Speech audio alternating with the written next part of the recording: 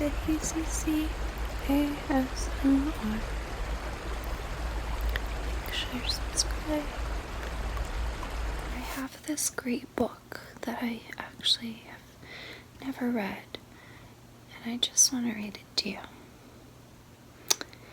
And if you don't want me to, that's fine, but it's a little late now. You already clicked on the video that I'm going to be reading a book that I've never read. And this book is called The Terrible Monster. It's really scary. I'm not scared though. I don't get scared of anything. I definitely wasn't scared of my son last night when he did an impression of a monster that he said lives in my closet. I was totally brave and I was like, "You are so funny, son." I definitely didn't call my brother and my mom and ask them all to come over. Anyways, The Terrible Monster by Barbara Williams, illustrated by Lois Axman. That's a scary name. Alright, I think it's gonna be pretty spooky. So far, so good, sort of. There's the picture. That's the monster. When Gary was 5, he had a pet monster. A very terrible monster. His name was Mr. Green Nose. He had a green nose and long black hair and red eyes and 7 yellow horns and a tail that could throw rocks.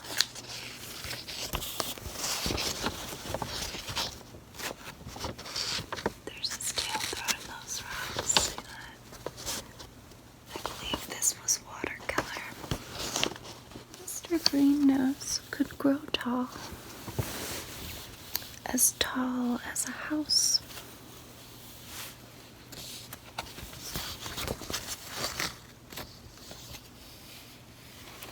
Mr. Green Nose could grow small as a mouse. I always like to look at the pictures, but my son is always like, "Come on, go to the next page." He made a terrible noise. A very terrible noise. A noise like a little boy burping. I don't know where this is going yet.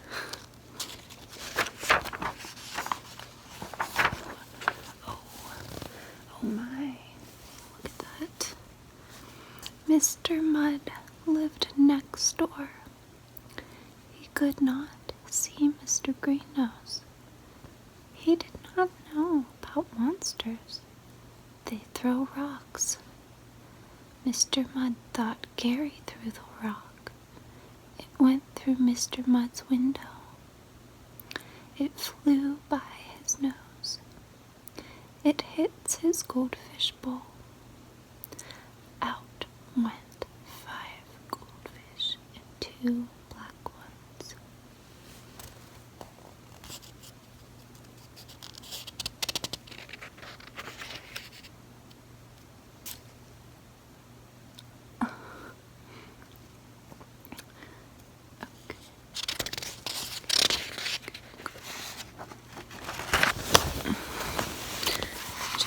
I'll hold it up so you can see it while I read. Miss Fit lived down the street.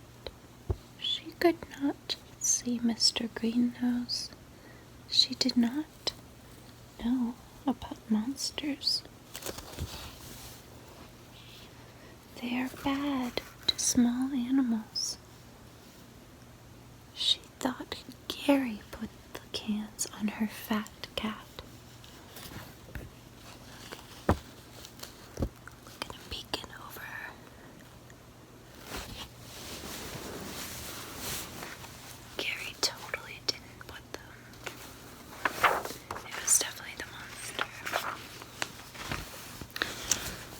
paper boy could not see Mr. Green-Nose. He did not know about monsters. They like to build things. He thought that Gary left the nails in the street. The nails made holes in his bicycle tire. Oh no. Oh no. Very nice, is it? It is not very nice.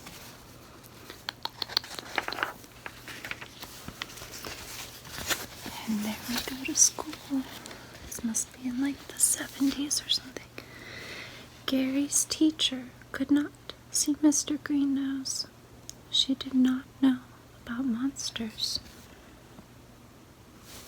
They don't like girls.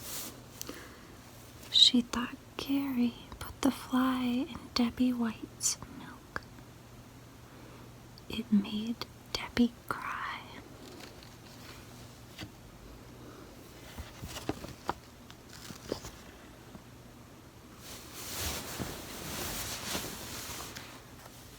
Oh my goodness.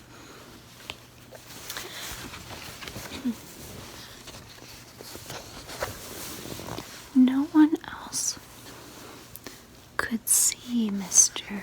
Green-Nose. Only Gary. Gary told people about Mr. Green-Nose. He told his dad and his mother. But dads and mothers are funny. They do not believe in monsters. Gary's dad and mother could not see Mr. Green-Nose. They thought it was Gary who did all the bad things.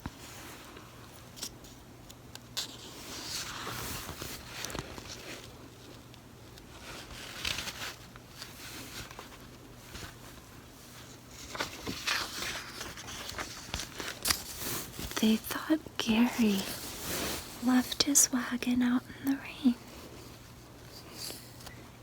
and left his skates on the stairs and got blue paint on the chair and made those terrible burping noises. That Mr. Green-Nose, Gary was so sorry that Mr. Green-Nose was bad, but Gary could not get rid of him. How do you get rid of a monster with a green nose and long black hair and red eyes and 7 yellow horns and a tail that throws rocks? One day, Gary and his monster went for a walk. Came to a pet store. In the window was a brown puppy. It looked at Gary with big eyes.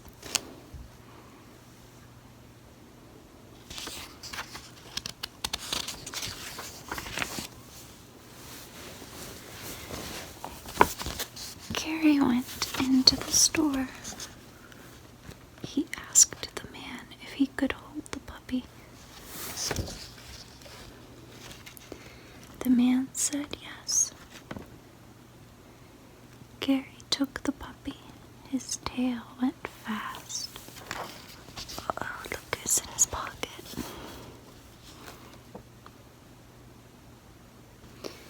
What is her name? Asked Gary. Cookie, said the man. She likes you. You may play with her, but we may sell her soon. She will make a good watchdog for some boy. A watchdog? A watchdog? Gary had an idea.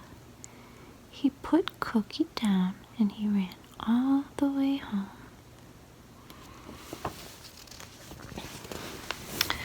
Gary told his mother about his idea. She was not sure it would work. Monsters are bad bad, she said. They do not like small animals. Mr. Greennose might put cans on Cookie, or throw rocks at Cookie, or put nails in Cookie's doghouse, or put a fly in her bowl. Oh no, said Gary. Cookie is a watchdog. Mr. Greennose is afraid of Cookie. How do you know? Asked Gary's mother. He was afraid in the pet store, said Gary. He hid in my pocket. He did not burp once.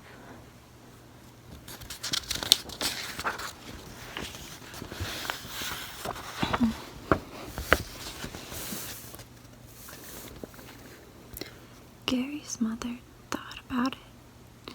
She talked to Gary's dad. They said that they would try it. The next day, Cookie came to Gary's house. She came to live. She looked all around. She yipped and yipped. Yip, yip, yip, yip, yip, yip, yip. She scared Mr. Greenhouse away. He never came back.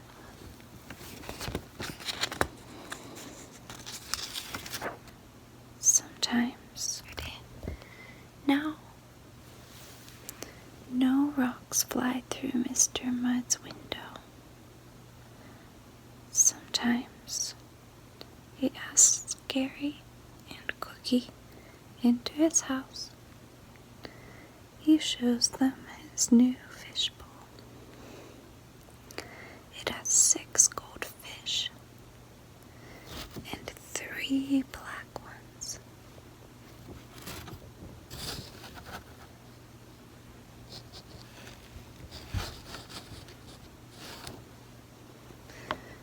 Now there are no nails in the street. There are no holes in the paper boy's tires.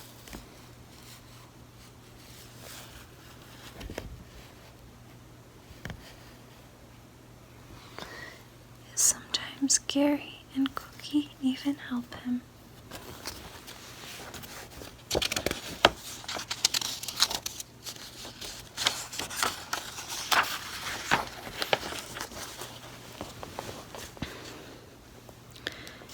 Now, there's no fly in Debbie White's milk.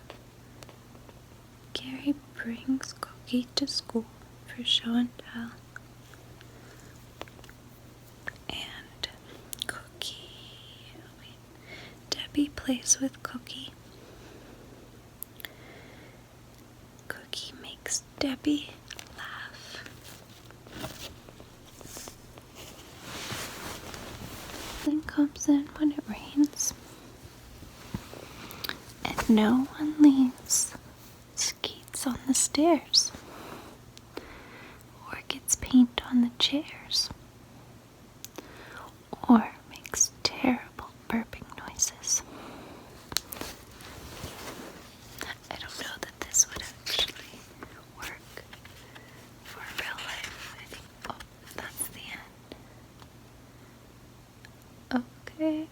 I mean, we could read about Barbara and Lois.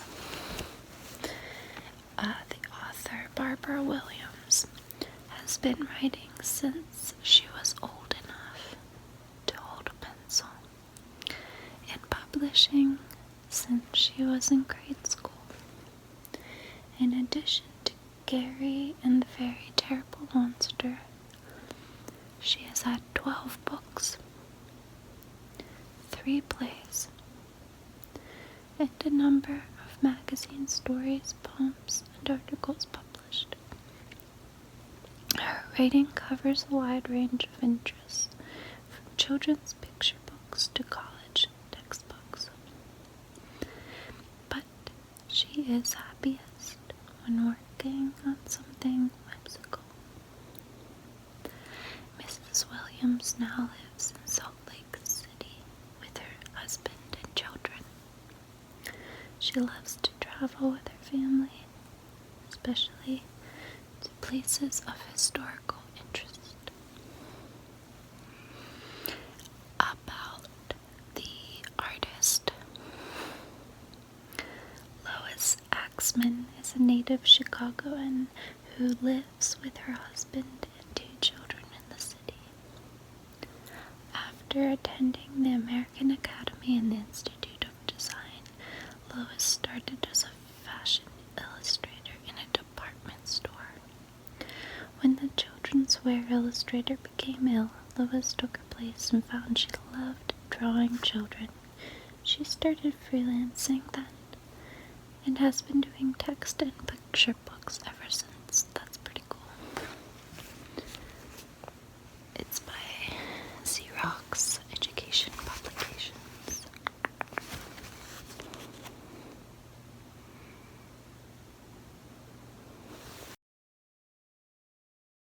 Thanks for being here, and I love you very much, and I really appreciate each and every one of you. And I hope that everybody out there has sweet dreams and a lovely, lovely night, because you deserve it. And don't let anyone tell you different.